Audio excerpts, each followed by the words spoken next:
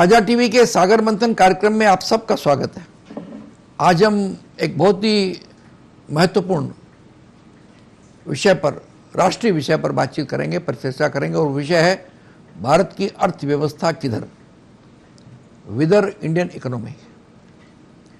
भारत आप जानते हैं एक विकासशील देश है और अभी IMF ने जो घोषणा की थी कि भारत जापान को पीछे छोड़ करके दुनिया की चौथी अर्थव्यवस्था बन गया है और ये स्थिति रही तो 2-3 वर्षों में हम जर्मनी को भी पीछे छोड़ सकते हैं। हमारी GDP अब $4 ट्रिलियन से अधिक हो चुकी है। ये सुनकर के या देख करके एक भारतीय होने के नाते हमको खुशी होती है कि हमारा देश एक विकासशील से विकसित देश बनने जा रहा है, बन गया है बल्कि। लेकिन अगर हम एक दूसरी नज़र डालें तो हम ये भी देखते हैं कि आज भी हमारे सरकार जो है 80 करोड़ लोगों को फ्री खाना खिलाती है, फ्री राशन देती है। पर कैपिटा इनकम भी जो अभी आंकड़े निकले हैं उससे पहले कम हुई है। इंपोर्ट बढ़ा है, एक्सपोर्ट कम हुआ है और बेरोजगारी में कोई वृद्धि नहीं हुई है। जो सरकार ने कहा था 2 करोड़ व्यक्तियों को हम रोजगार देंगे, लेकिन ऐसा रोजगार कहीं दिखाई नहीं दिया।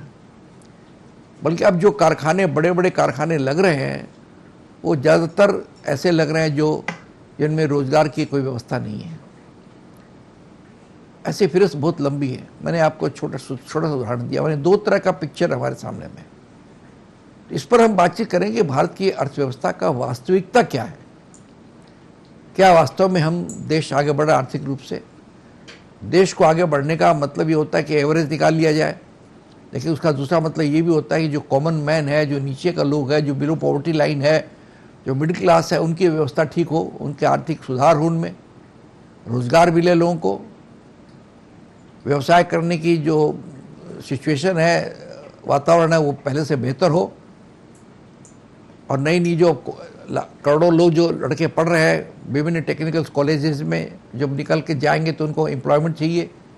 आज भी देश का एक बहुत बड़ा भाग है, हमारे देश का जो स्टूडेंट्स है वो विदेशों में पढ़ने जाते हैं और उसका पता तब लगता है जब उन देशों में लड़ाइयाँ होती हैं, तब वहाँ के स्टूडेंट्स को हम लोग निकालते हैं। वो चाहे बांग्लादेश हो, चाहे रशिया हो, चाहे यूक्रेन हो, चाहे ईरान हो, हर देश में जब लड़ाई शुरू हुई तो वहाँ से भारतीय स्टूडेंट्स को निकाला गया और भारतीय कई लोग जो काम करने गए थे वहाँ, उनको भी निकाला गया। इससे ये भी पता लगता है कि लोग हमारे देश को छोड़ के दूसरी जगह जाते हैं काम करने के लिए, इसलिए वो हमारी एम्प्लॉयमेंट की संभावनाएं उतनी शायद हमारे यहाँ नहीं है। तो ये 2 तरह के पिक्चर, कॉन्ट्रडिक्टरी पिक्चर, विपरीत पिक्चर मैंने आपके सामने रखी। मैं चाहता हूँ कि इस पर हम लोग बातचीत करें कि वास्तविकता क्या है। इसके लिए हमने 3 बहुत ही महत्वपूर्ण व्यक्तियों को आज आमंत्रित किया है अपने स्टूडियो में। सबसे पहले मैं आपसे उनका परिचय कराऊं। एकदम दाएं बैठे श्रीमती सोनू जैन, ये चार्टर्ड अकाउंटेंट ईस्टर्न इंडिया जो CA इंस्टीट्यूट है उसकी चेयरपर्सन रही हुई हैं। उनके पास ही बैठे हैं जाने माने लेबर लीडर और TUCC के general secretary Shri SP Tiwari. ये TUCC जो है trade union coordination committee, Bharat द्वारा, सरकार द्वारा मान्यता प्राप्त जो 12 ट्रेड यूनियन में एक है। और अंत में बैठे डॉक्टर राकेश अग्रवाल। ये 2 पत्रिकाएं निकलते हैं, हालांकि वो फाइनेंशियल फील्ड की पत्रिकाएं हैं। एक का नाम है द इंश्योरेंस टाइम्स और एक है बैंक्स फिनांस। इन दोनों पत्रिकाओं के एडिटर हैं, माने आर्थिक पत्रकार हैं। आइए हम अपनी बातचीत सोनू जैन से करते हैं। सोनू जी, आपका बहुत बहुत स्वागत है। मैंने एक थोड़ी सी भूमिका रखी कि हमारे यहाँ, हमारे देश की इकोनॉमी जो है आज वर्ल्ड की 4th इकोनॉमी हो गई है। हम जापान को पीछे छोड़ चुके हैं। जापान के बारे में हमारी एक धारणा हमेशा रहती कि भाई बहुत बड़ा रिच देश है, वहाँ के जो इलेक्ट्रॉनिक सामान है, मशीनें हैं, जापान बहुत समृद्ध देश है और है भी देश, दो राय नहीं इस मामले में। जापान में शायद अनएम्प्लॉयमेंट भी नहीं है, गरीबी भी वो नहीं है, उसको भी हम पीछे छोड़ दिए हैं।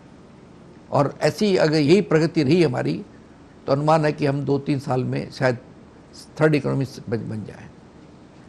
आपका क्या ख्याल हो? फिर दूसरी पिक्चर भी है, 80 करोड़ हमारे यहाँ लोग फ्री राशन देते हैं रोजगार की बढ़ती जा रही है, गरीबी रेखा के नीचे जो लोग हैं वो उसमें बहुत कम परसेंटेज जो ऊपर आ चुके हैं, एम्प्लॉयमेंट नहीं मिल रहा है, आदि आदि कई चीज़ें जो आपको दिन सुबह से रात तक आपको भी फेस करनी पड़ती होगी।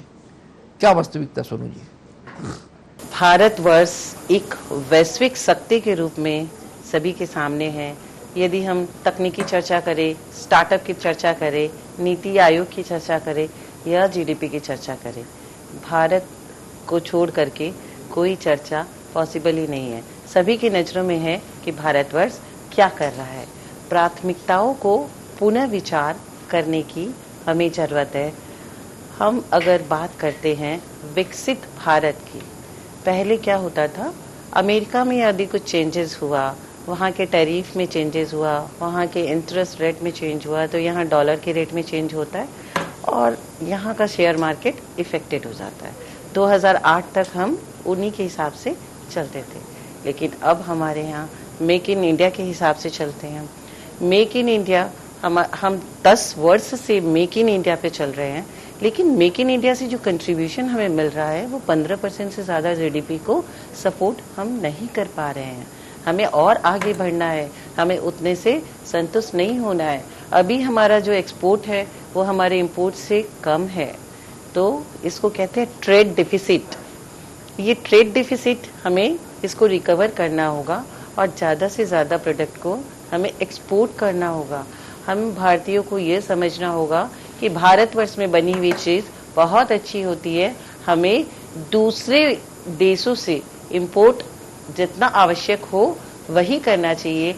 जो प्रोडक्ट हमारे देश में हमारे लिए उपलब्ध है वो हमें अपने देश का प्रोडक्ट यूज़ करना चाहिए। हर एक भारतीय का योगदान होगा तब हम अपने मुकाम तक पहुंच पाएंगे।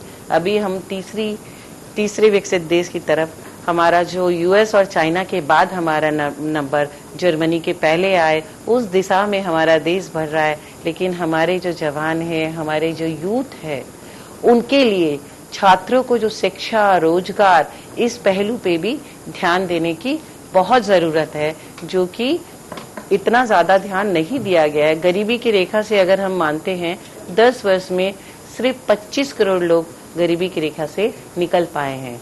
अभी भी यदि पर व्यक्ति, एक व्यक्ति पे कितना रुपए का ऋण है, पहले यह ऋण 1.75 लाख था, जो कि अब बढ़ के 4.6 लाख हो चुका है एक व्यक्ति के ऊपर। तो हमारी पहले कितना था? 1.75 लाख। कौन से साल में?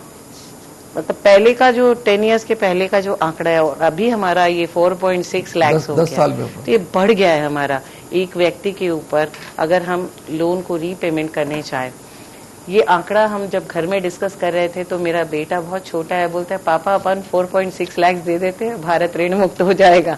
तो हमने कहा सिर्फ एक व्यक्ति के देने से नहीं होगा, 150 करोड़ व्यक्ति है, उन सबके ऊपर इतना ऋण है हमारे ऊपर, उसे चुकाया जाए तभी कुछ हो सकता है।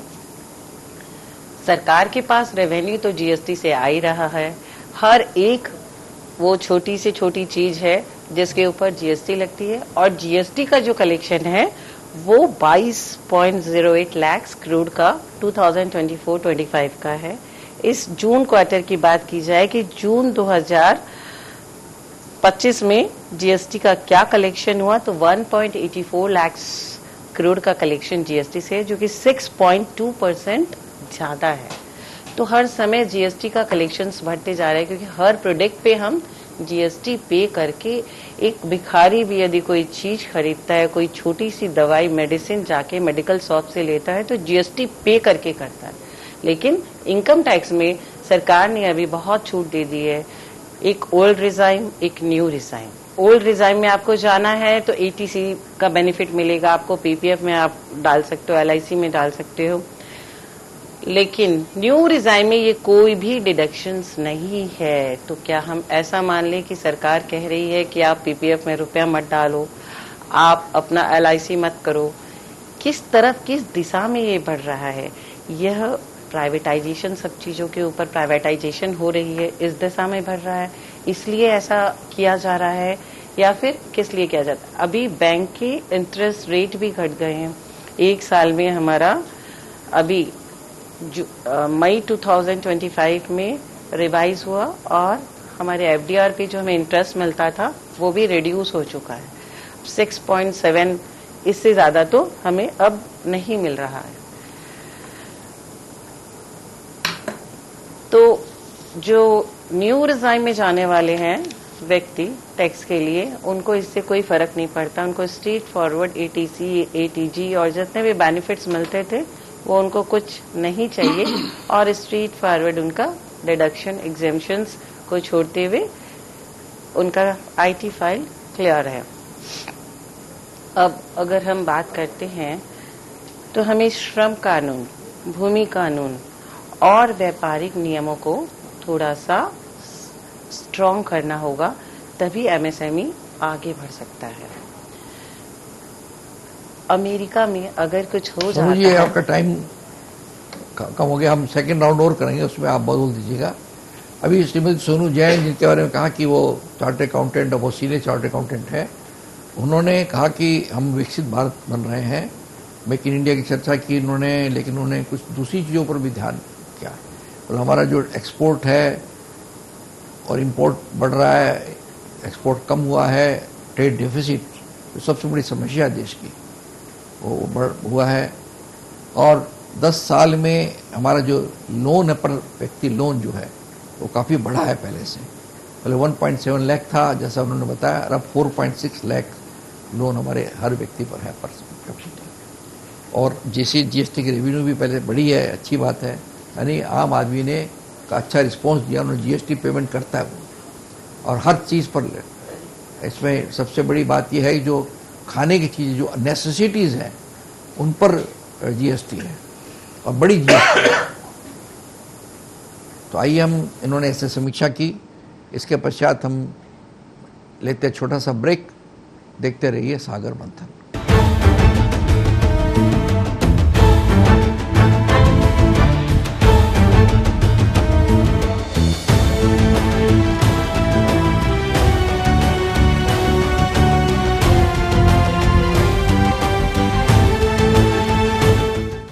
सागर मंथन कार्यक्रम में फिर आपका स्वागत है। हम परिचर्चा कर रहे हैं भारत की अर्थव्यवस्था किधर। और अभी ब्रेक में जाने के पहले सुप्रसिद्ध चार्टर्ड अकाउंटेंट श्रीमती सोनू जैन ने कई बातें रखी हमारे सामने। विकास कैसे विकास कर रहा है, कैसे हम चौथी इकोनॉमी बन रहे हैं, कुछ प्लस पॉइंट्स बताए तो कुछ उन्होंने थोड़ा माइनस पॉइंट बताया। उन्होंने कहा ट्रेड डेफिसिट हमारा पहले से बड़ा है, पर हेड हमारी जो लोन है वो हमारे पास बड़े हैं, यानी अभी भी काफ़ी कुछ करने की ज़रूरत है, खासकर निचले स्तर पर, ऐसा उनका कहना था सोनू जैन जी का।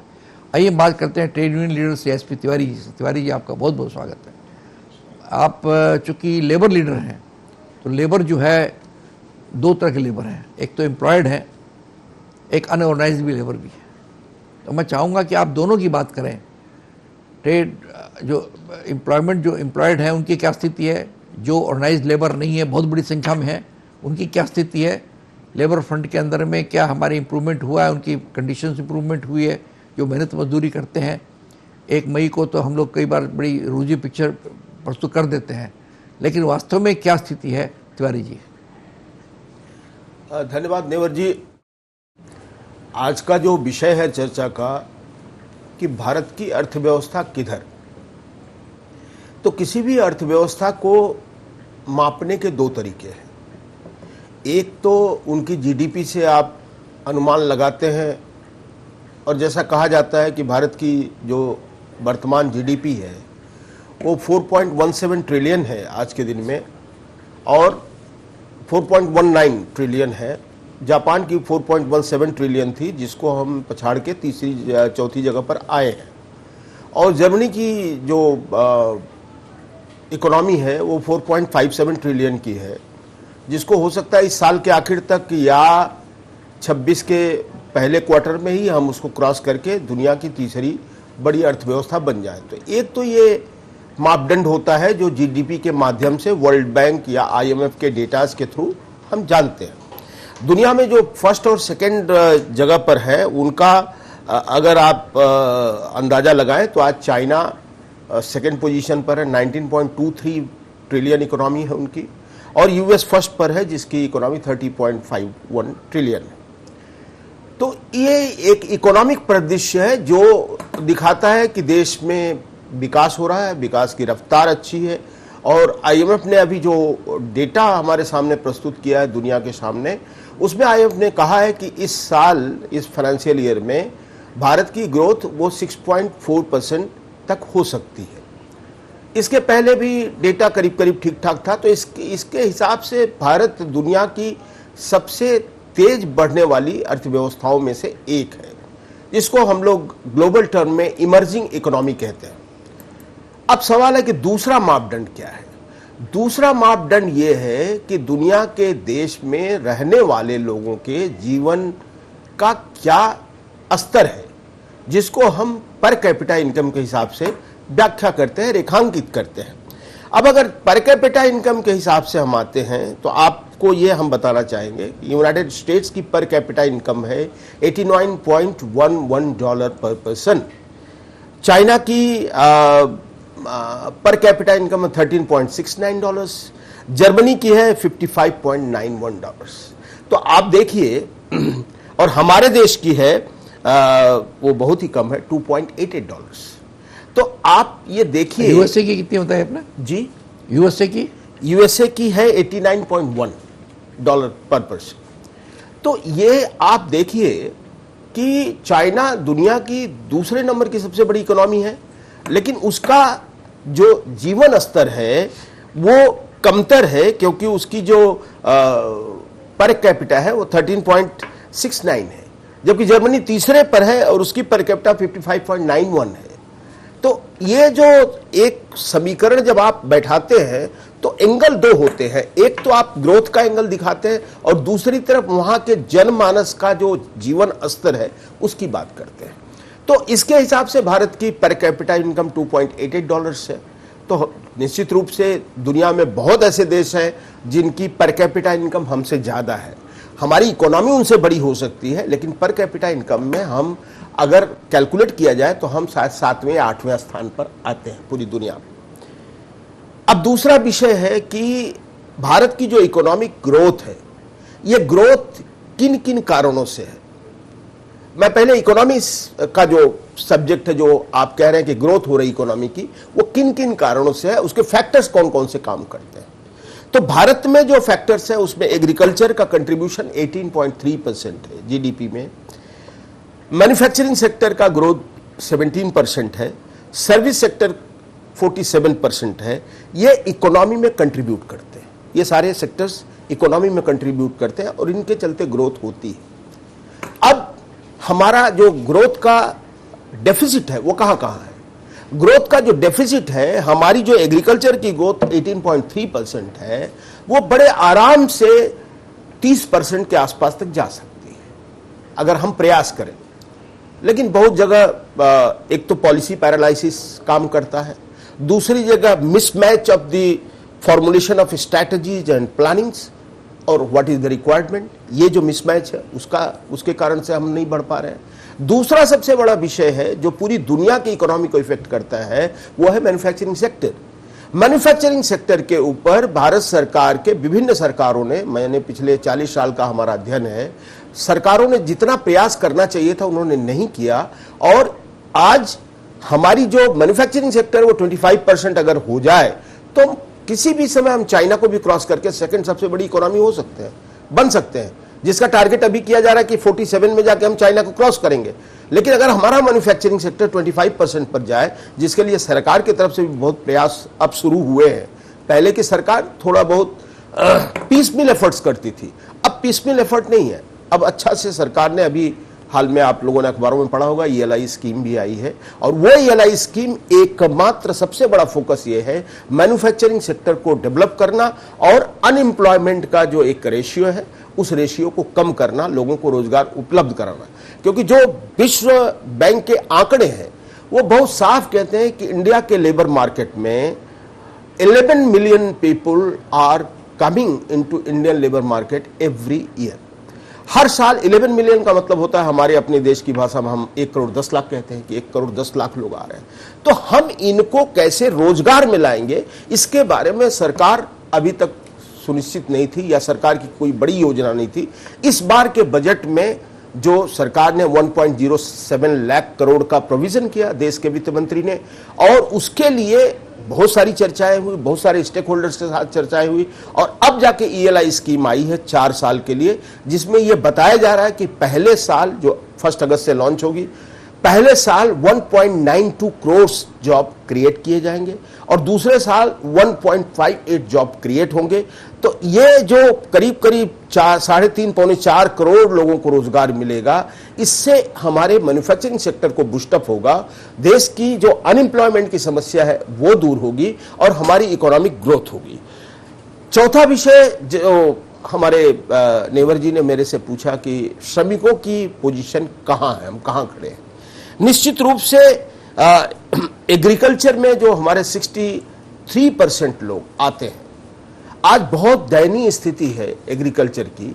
जो हमने अपनी बात में कहा कि जो पॉलिसीज बन रही है और जो उनकी जरूरत है उसके हिसाब से अगर हम मैच करके पॉलिसी बना दें, सरकार प्रयास करे, इसमें कोई दो राय नहीं, लेकिन सरकार के प्रयास में और थोड़ी गंभीरता आनी चाहिए। और वो गंभीरता अगर आती है और 63% लोगों को अगर हम एड्रेस करते हैं, India will be basket of food grains for the world. और जिस दिन हम इस जगह पर जाएंगे, I can assure you our economy will be second after United States. दूसरा विषय जो वर्कर्स का मामला है कि वर्कर का भी तो कंट्रीब्यूशन है। वर्कर के जो फॉर्मल इकोनॉमी के वर्कर्स हैं, जिनको हम संगठित मजदूर कहते हैं, उनका कंट्रीब्यूशन देश की इकोनॉमी में है। और जो असंगठित क्षेत्र के लोग हैं, खास करके असंगठित का एक बड़ा वर्ग जो है MSME में काम करता है, और जो MSME का कंट्रीब्यूशन है हमारे देश की GDP में है वो है 62%। लेकिन MSME के वर्कर्स को ना तो कोई सोशल सिक्योरिटी मिलती है, ना तो उनको बहुत जगह पर पता चलता है कि मिनिमम वेजेज भी नहीं मिलती है।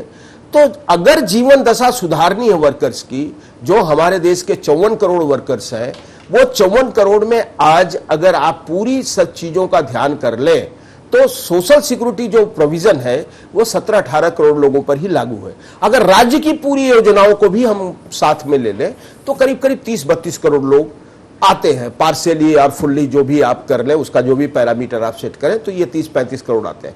वैसे अभी हाल में जो ILC हुई, इंटरनेशनल लेबर कॉन्फ्रेंस हुई जिनेवा में, वहां के DG ने भारत के बारे में जो पिक्चर प्रोड्यूस किया, जो उन्होंने सबमिशन किया रिपोर्ट भारत की, उसमें उन्होंने कहा कि भारत देश में यूनियन एंड स्टेट गवर्नमेंट्स मिलाकर के 64.8% लोगों को सोशल सिक्योरिटी के दायरे में ला चुकी है, जो कि एक very big achievement in the world. और सरकार के तरफ से सरकार के मंत्री ने जो कहा, उन्होंने कहा कि हम बाई 2030 94% वर्कर्स को हम सोशल प्रोटेक्शन के दायरे में लाएंगे।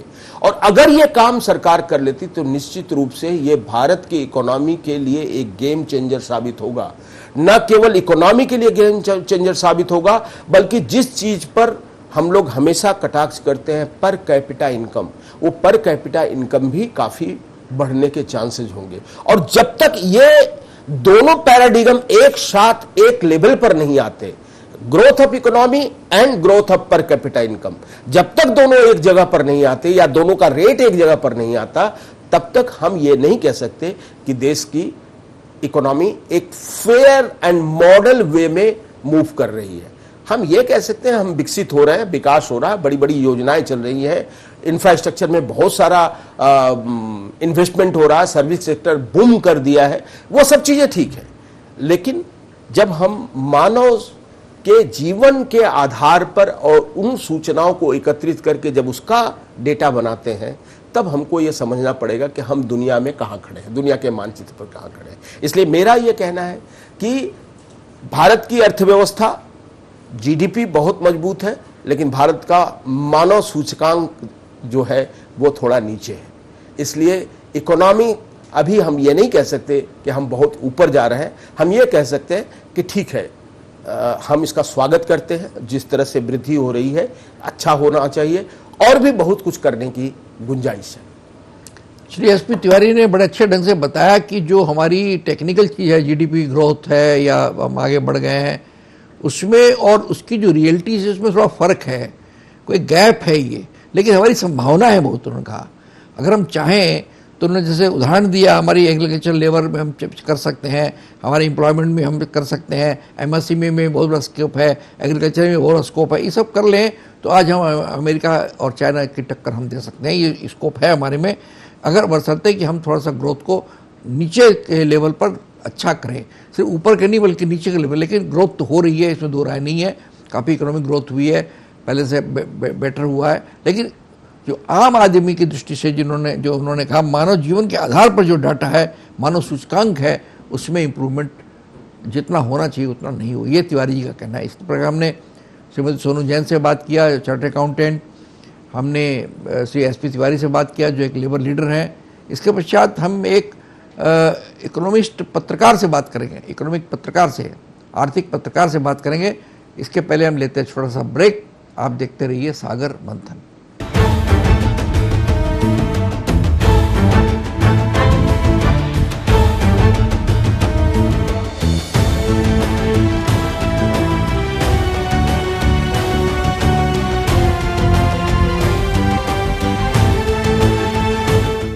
सागर मंथन कार्यक्रम में फिर आपका स्वागत है। हम परिचर्चा कर रहे हैं भारत की अर्थव्यवस्था किधर।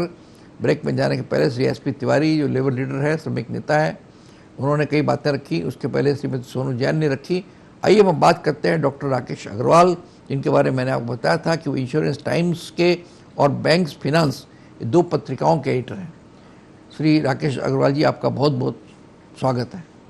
आपने जिन दो पत्रिकाओं का संपादन आप कर रहे हैं, दोनों ही आर्थिक पत्रिका हैं, इंश्योरेंस सेक्टर और आपके बैंकिंग सेक्टर, दोनों ही बहुत महत्वपूर्ण हमारे आर्थिक जीवन में, इन दोनों अहम स्थान रखते हैं। इन पत्रिकाओं के संपादन के लिए निश्चित रूप से आपके पास आंकड़े होंगे। जैसे तिवारी जी ने दो बातें कही कि एक टेक्निकल चीज़ है जो आंकड़े बनते हैं, एक जो है आप धरातल पर जा करके बात करें तो थोड़ा फर्क होता है उसमें, जिसको उन्होंने अच्छे ढंग से बताया कि मानव जीवन का, मानव का भी सूचकांक है। तो इन दोनों में हम उसकी भी बात करते हैं। एक टीवी चैनल होने के नाते हमारे जो व्यूअर्स हैं वो दोनों तरह के लोग हैं। एक होता है प्रोग्रेस होती है, कुछ लोग आज हिंदुस्तान जो आज़ाद नहीं हुआ था, अंग्रेज़ों का था, तभी भी प्रोग्रेस होती थी, तभी भी रेलवे बन गई थी, बिजली आ गई थी, प्रोग्रेस। लेकिन वो प्रोग्रेस भारत के लोगों के लिए नहीं थी, वो उनके अपने इंटरेस्ट के लिए थी। उसी प्रकार आज भी आलोचना है कि भाई जो हमारा प्रोग्रेस हो रही है वो विषमता भी बढ़ रही है हमारे यहाँ। अगर आंकड़े देखें तो डिस्पैरिटी बहुत बढ़ रही है। माने 1% पॉपुलेशन कितनी बड़ी इकोनॉमी को कंट्रोल करती है, और बाकी है बिलो पॉवर्टी लाइन भी बहुत बड़ी है। तो इन चीज़ों को देखते हुए आप क्या बोलना चाहेंगे डॉक्टर अग्रवाल? आप सभी को नमस्कार। जब हम भारत की 5 ट्रिलियन इकोनॉमी की बात करते हैं तो ये सिर्फ एक आंकड़ा नहीं है, बल्कि एक राष्ट्रीय लक्ष्य और विकास की परिकल्पना है। जब हम इस राष्ट्रीय लक्ष्य को पाने के लिए ज़रूरी है कि हम अपने जो ढांचा है उसको मजबूत करें। अगर हम इंफ्रास्ट्रक्चर की बात करें तो विगत लास्ट दशक में इंफ्रास्ट्रक्चर पे गवर्नमेंट ने काफ़ी ध्यान दिया है और काफ़ी इन्वेस्टमेंट भी हो रहा है, और जो हमारी इंफ्रास्ट्रक्चर चरमराई हुई थी उसको करने की चेष्टा हो रही है। तो इंफ्रास्ट्रक्चर के में गवर्नमेंट ने करीब 11 लाख करोड़, अराउंड 3 से 3.5% जीडीपी हमारा इंफ्रास्ट्रक्चर पे इन्वेस्ट हो रहा है। उसमें हमारे हाईवेज़ बनना, रेल रोड बनना, फिर हमारे छोटे छोटे शहरों की कनेक्टिविटी बढ़ाना, डेडिकेटेड फ्रेट कॉरिडोर बढ़ाना, और सोलर और ग्रीन एनर्जी को बढ़ावा देना, डिजिटल इंफ्रास्ट्रक्चर तैयार करना, ये सारी चीज़ों को हम लोग गवर्नमेंट ध्यान दे रही है। और बिना एक मजबूत इंफ्रास्ट्रक्चर के ये 5 ट्रिलियन इकोनॉमी बनाना बहुत ही असंभव है। अब इस इंफ्रास्ट्रक्चर बनाने के साथ में एक बहुत बड़ी जो दिक्कत अभी हमें हमारे मैन्युफैक्चरिंग या बाकी सेक्टर्स को आ रही है वो लाइसेंसिंग की पद्धति है। हमारे यहाँ मल्टीपल लाइसेंसिंग का सिस्टम है कि एक व्यापार करने के लिए आपको मल्टीपल जगह से लाइसेंस लेना पड़ता है, काफ़ी दिक्कतें होती हैं, और बाहर की कंपनी आने में भी बहुत उनको दिक्कत होती है क्योंकि उनको एक जगह लाइसेंसिंग नहीं मिलती है। तो गवर्नमेंट को ये भी देखना होगा कि हम किस तरीके से एक सिंगल लाइसेंसिंग पॉलिसी पे जाएं, जिससे कि एक जगह ही आप अप्लाई करने पे सारे लाइसेंसेज आपको मिल जाएं और काम करने में ईजी हो। जैसे कि हम एक क्रिकेट पिच का उदाहरण अगर लें कि खिलाड़ी चाहे कितने भी अच्छे हों, अगर क्रिकेट पिच अच्छी नहीं होती है तो वो ज़्यादा रन नहीं बना सकते या गेम अच्छा नहीं हो सकता। तो उसी तरह हमारा इंफ्रास्ट्रक्चर भी उसी तरह मजबूत होना पड़ेगा। हमारे अगर हम 5 ट्रिलियन अभी सोच रहे हैं, हो सकता है इसके बाद में 10 ट्रिलियन भी इसके बाद में आशा करेंगे कि हो जाए। तो उसके लिए मजबूती से हमें सबसे पहले इंफ्रास्ट्रक्चर को मजबूती प्रदान करनी पड़ेगी। दूसरी जो सबसे जिस जगह भारत अभी बहुत पीछे होकर रखा है वो है रिसर्च एंड डेवलपमेंट। अगर हम R&D की बात करें तो इंडिया में अभी R&D का खर्च 0.64% है हमारी GDP का, और अगर हम विश्व की बात करें तो US का 3.5% है, चाइना का 2.4% और इजराइल जैसे छोटे कंट्री का 5.4% है। और अगर हम ग्लोबल एवरेज लें तो अराउंड 1.5% है रिसर्च एंड डेवलपमेंट पे खर्चा। तो उस हिसाब से हमारा अभी भी भारत बहुत पीछे है। तो जब तक हम रिसर्च एंड डेवलपमेंट पे खर्चा नहीं करेंगे और इसमें इन्वेस्ट नहीं करेंगे, नई तकनीक हम लोग नहीं बना पाएंगे, या फिर हम लोग दूसरे देशों पे आधारित रहेंगे। तो अगर हम R&D करते हैं तो हमारी इंडस्ट्रीज बढ़ेंगी, हमारी मैन्युफैक्चरिंग सेक्टर, सर्विस सेक्टर और उद्योग बढ़ेंगे, और हमारा अपना ग्लोबल MNCs हम लोग क्रिएट कर सकते हैं। अभी हम लोग बाहर से, विदेश से कंपनियों को बुला रहे हैं, तो हमारी कंपनियां बाहर जाके एक्सपोर्ट कर सकती हैं। और अगर इसके जो गवर्नमेंट रिसर्च एंड डेवलपमेंट करेगी, उसके साथ साथ में जरूरी है कि जो हमारी कंपनियां हैं वो भी रिसर्च एंड डेवलपमेंट में खर्चा करें। अगर हम इंडिया की बात करें तो यहाँ पे टॉप 10 नॉन फाइनेंशियल कंपनीज अगर हम लोग लें तो उनका खर्च करीब 2% है R&D के ऊपर में। और अगर विश्व की बात करें तो जो टॉप 10 कंपनीज होंगी वर्ल्ड में, उनका खर्च अराउंड 30% तक है। तो अगर हम दोनों का मापदंड मिलाएं तो काफ़ी फ़र्क है दोनों अपने इंडिया में रिसर्च एंड डेवलपमेंट में खर्च के लिए। तो इस खर्च को हमें बढ़ाना पड़ेगा।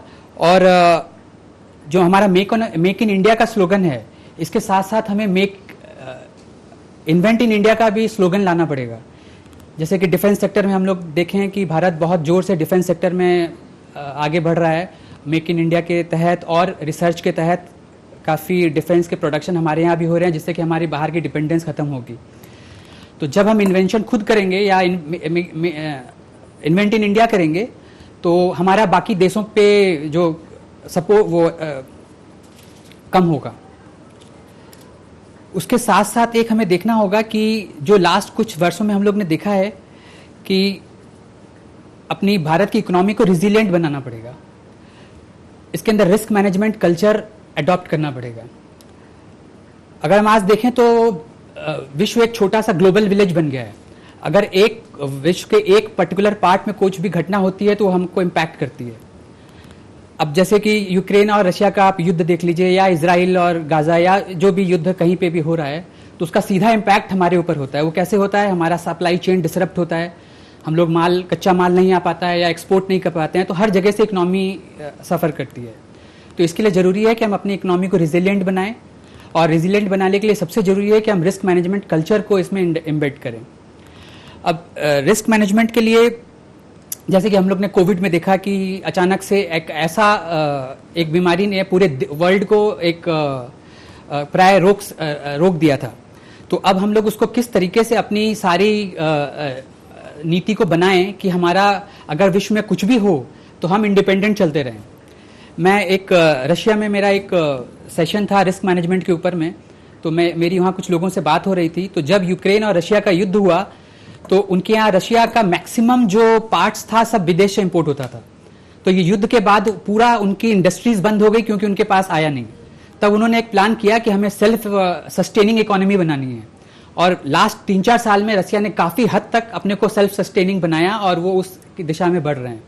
तो आज के टाइम में हर कंट्री को अपने लिए सेल्फ सस्टेनिंग बनना पड़ेगा, क्योंकि वो किसी दूसरे देश पे निर्भर नहीं हो सकते, क्योंकि जो वैश्विक जियोपॉलिटिकल रिस्क है वो हमें लेना पड़ेगा, और हर लेवल में रिस्क मैनेजमेंट करना पड़ेगा, चाहे वो सरकार के लेवल में हो, इंडस्ट्री के लेवल में हो, या विभिन्न वेरियस ऑर्गेनाइजेशन के अंडर में हो। वो करते हुए हमें एक ऐसी माइंडसेट ग्रोथ करना पड़ेगा कि गवर्नेंस हो या रिस्क कल्चर हो, उस सबको हम लोग इतना रिजिलिएंट बनाएं कि विश्व में अगर कोई भी कहीं भी कुछ घटना होती है तो उससे हमें कोई इम्पैक्ट ना हो। डॉक्टर राकेश अग्रवाल ने कुछ थोड़ा अलग कई बातें रखी है वैसा। एक तो उन्होंने कहा कि इंफ्रास्ट्रक्चर बहुत ज़रूरी है, इंफ्रास्ट्रक्चर पर एम्फेसिस दी उन्होंने। एक उन्होंने जो बहुत जोर दी रिसर्च एंड डेवलपमेंट पर। इकोनॉमी के लिए बहुत ज़रूरी है कि रिसर्च एंड डेवलपमेंट किया जाए, इंफ्रास्ट्रक्चर को मजबूत किया जाए। एक उन्होंने कहा कि मेक इन इंडिया की नहीं, हम इन्वेंट इन इंडिया, हम इंडिया में आविष्कार करें, इसकी भी आवश्यकता है। इंडियन इकोनॉमी में एक बहुत बड़ा बताया उन्होंने रिस्क मैनेजमेंट की। जब उन्होंने कहा भाई रशिया और यूक्रेन में जो लड़ाई हुई तो रशिया में होने की वजह से कई जो मैन्युफैक्चरिंग बाहर से आती थी वो बंद हो गई। रशिया की जो इंडस्ट्री है वो काफ़ी उसका नुकसान हुआ उनको, लेकिन उन्होंने रिस्क मैनेजमेंट को आगे बढ़ाया और कोशिश की कि भाई हम एक सेल्फ सस्टेनिंग इकोनॉमी बहुत जोर बनना पड़ेगा। ये आज के अंतर्राष्ट्रीय माहौल को देखते हुए बहुत ज़रूरी है, ऐसा कहना है डॉक्टर राकेश अग्रवाल को। इस प्रकार हमने अपने तीनों पैनलिस्ट से, श्रीमती सोनू जैन, श्री एस.पी. तिवारी और डॉक्टर राकेश तीनों से बात की। अभी हम कुछ उनके इसी विषय के कुछ और बिंदुओं पर बातचीत करेंगे, पर समय हो गया ब्रेक का। हम लेते हैं छोटा सा ब्रेक, आप देखते रहिए सागर मंथन।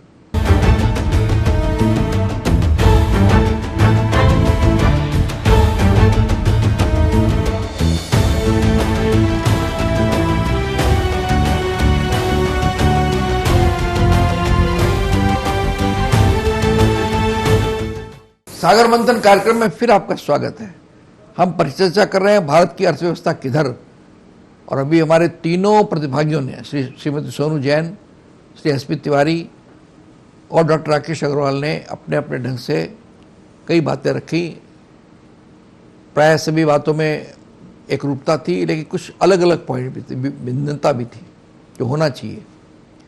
दो एक सवाल दिमाग में है आम लोगों की तरफ से, वो मैं इनसे आऊँगा कि हमारे प्रतिभागियों को मैं बताऊं और उन पर उनका जवाब लूँ मैं।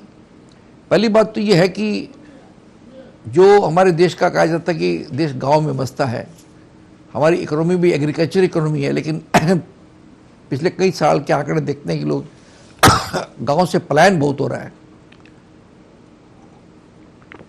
गांव में अब लोग नहीं रहना चाहते, एग्रीकल्चर की तरफ झुकाव लोगों का कम हो गया पहले से, इंडस्ट्री की तरफ जाए। और ये जरूरी भी है क्योंकि कितने एग्रीकल्चर में भरोसे में रहेंगे, वो चाहते उद्योग गांव से आकर के उद्योगों में लगे, शहरों में लगे।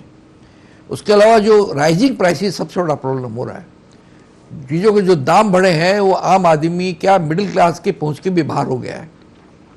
जो जरूरी चीज़ें, जरूरी जिन्स जो है, देखा होगा आपने, खाने पीने का सामान, आम आदमी ट्रांसपोर्ट इतना महंगा हो गया है कि आम आदमी की बड़ी तकलीफ बढ़ गई है।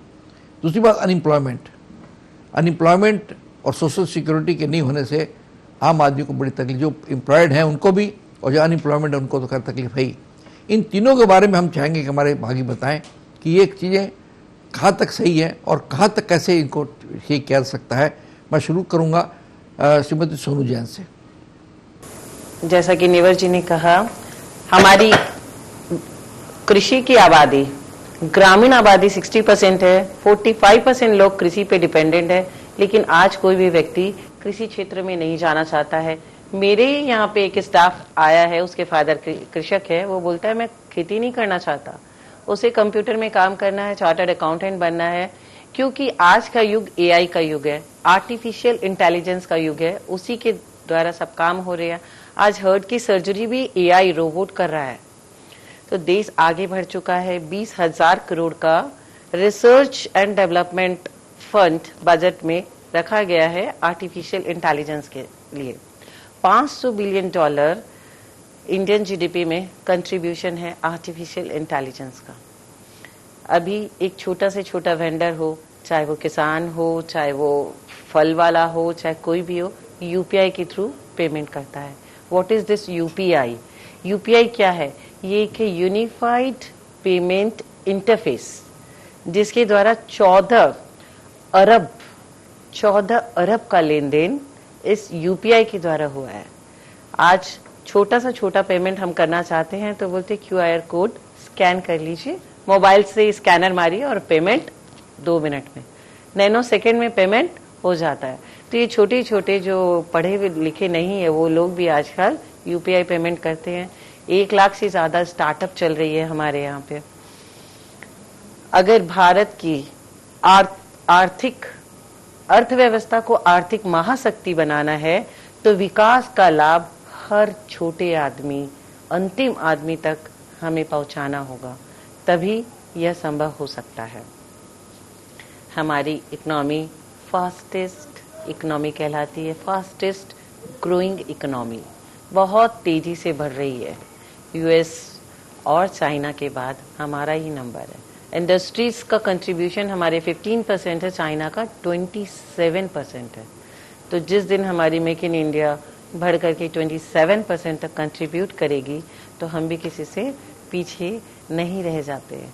हमारे जो बच्चे लोग खिलौने खेलते हैं, चाइना में वही बच्चे लोग बैठ के वो खिलौना बनाते हैं।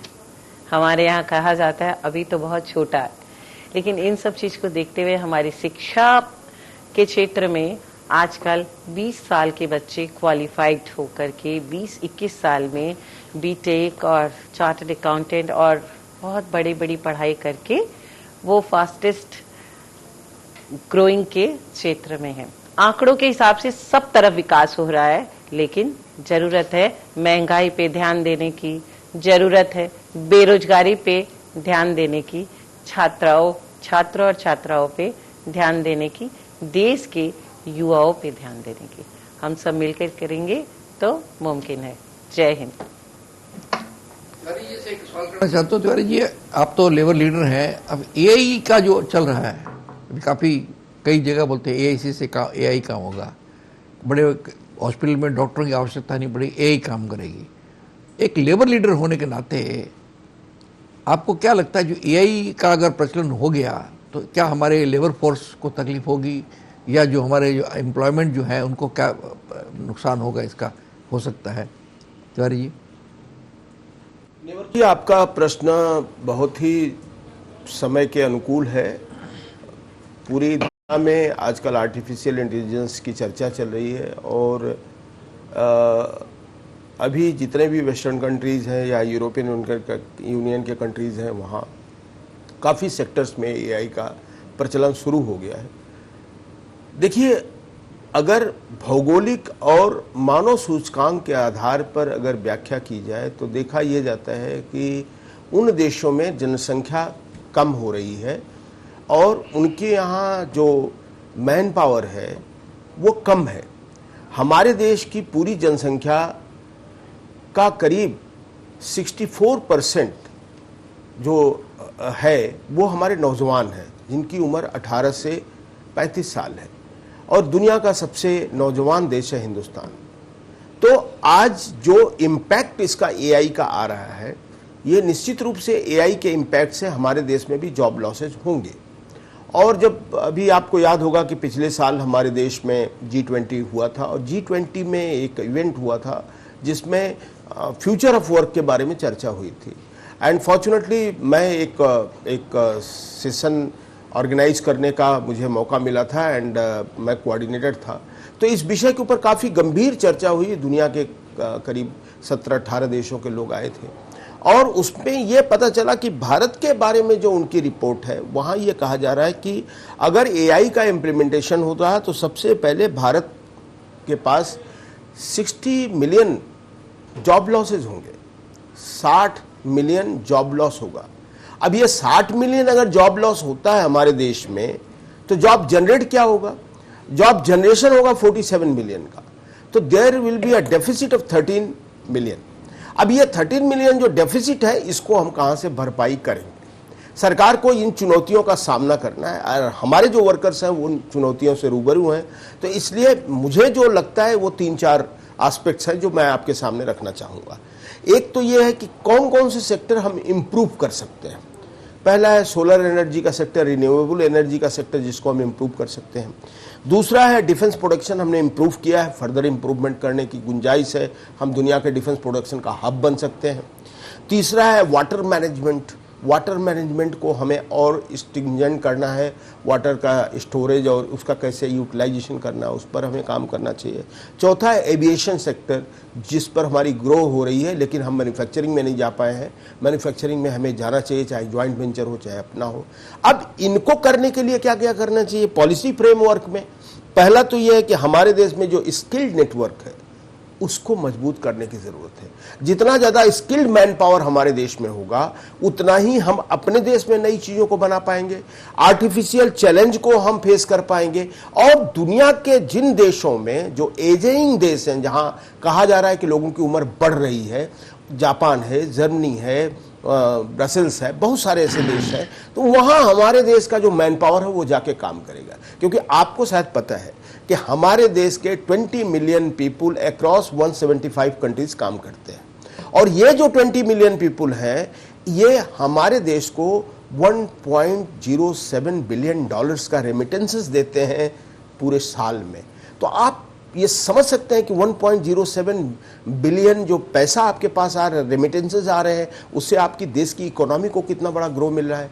और अगर ये संख्या बढ़ करके आज जो 20 मिलियन है ये बढ़ करके अगर 40 मिलियन हो जाए तो हमारा ये contribution it will come around $4 billion. तो अगर $4 बिलियन होंगे तो हमारी इकोनॉमी तो कितनी चंगा हो जाएगी।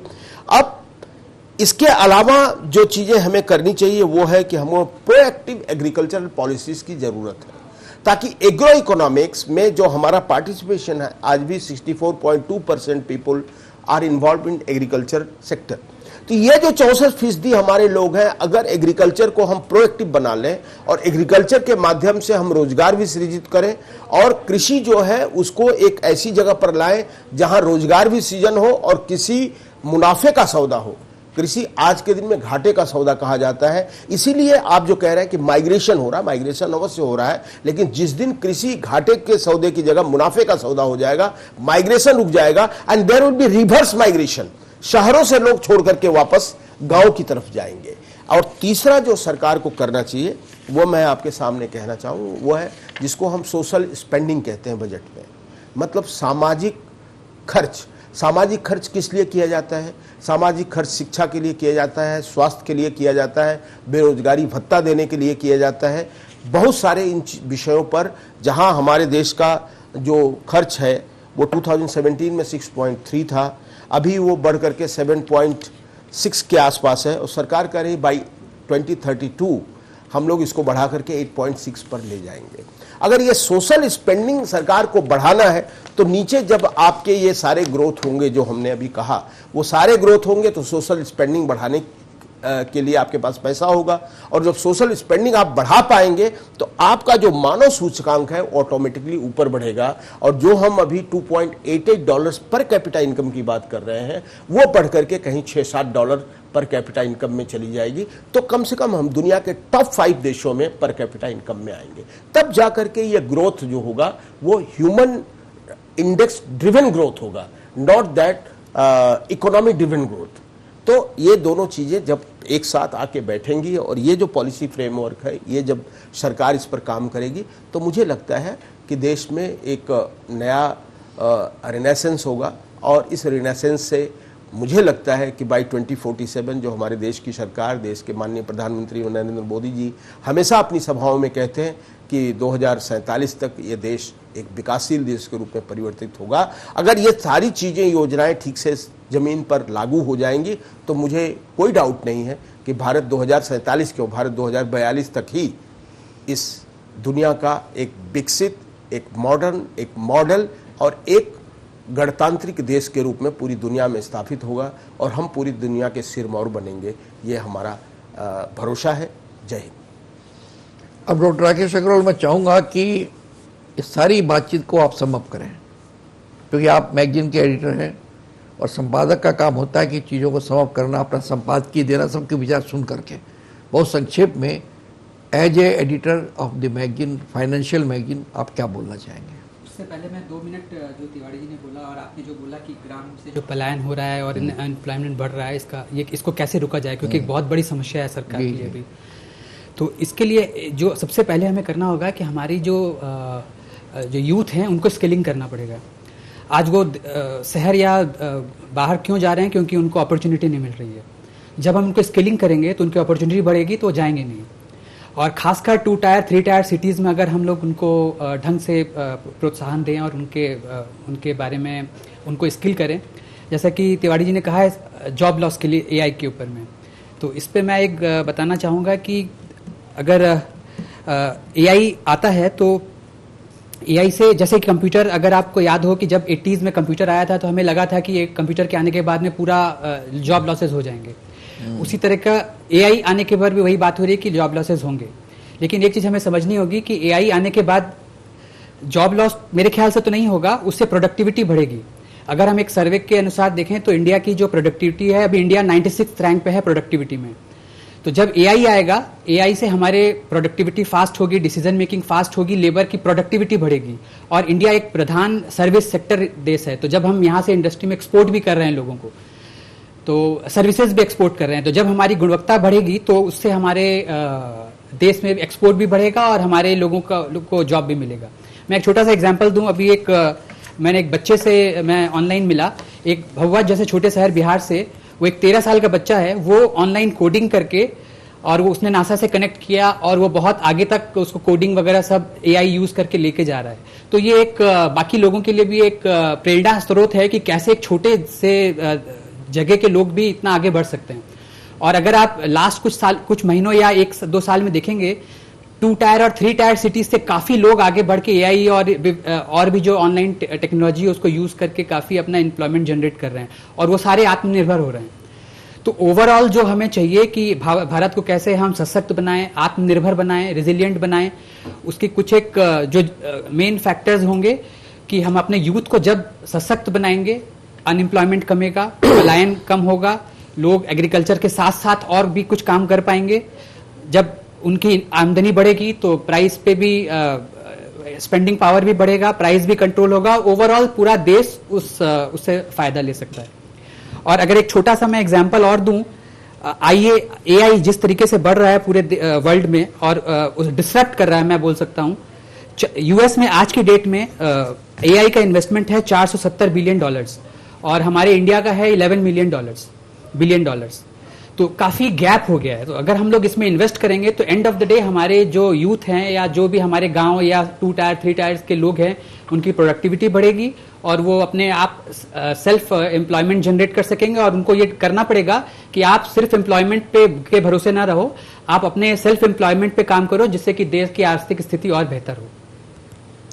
भारत की अर्थव्यवस्था किधर, इस बहुत ही महत्वपूर्ण, बहुत ही मौजू विषय पर हमने परिचर्चा की और भारत की इकोनॉमी को विभिन्न रूप से, उसके विभिन्न पहलुओं पर बड़ी खुल करके बातचीत की। कहाँ पर हम आगे जा रहे हैं, कहाँ हम लोग पीछे हो रहे हैं, हमको कितना आगे बढ़ना चाहिए था, कितना आगे हम नहीं बढ़ पाए, क्यों नहीं बढ़ पाए और क्या करना चाहिए, पॉलिसी मामले में हमको क्या परिवर्तन करना चाहिए, इम्प्लीमेंटेशन के अंदर में कैसे ध्यान देना चाहिए। इन सारे महत्वपूर्ण बिंदुओं पर हमारे प्रतिभागियों ने बातचीत की है। हम चाहेंगे, हम उनको धन्यवाद देते हैं, श्रीमती सोनू जैन, श्री एसपी तिवारी और डॉक्टर राकेश अग्रवाल को, for very valuable contribution in this discussion. हमारे दर्शक भी इस मामले में कोई राय रखते हो तो हमें लिख करके भेजें। हमारा पता है ताज़ा टीवी 37 शेक्सपियर सैनी कलकत्ता 17। आप हमें ईमेल के जरिए भेज सकते हैं। हमारा ईमेल का पता है response@tajatv.com।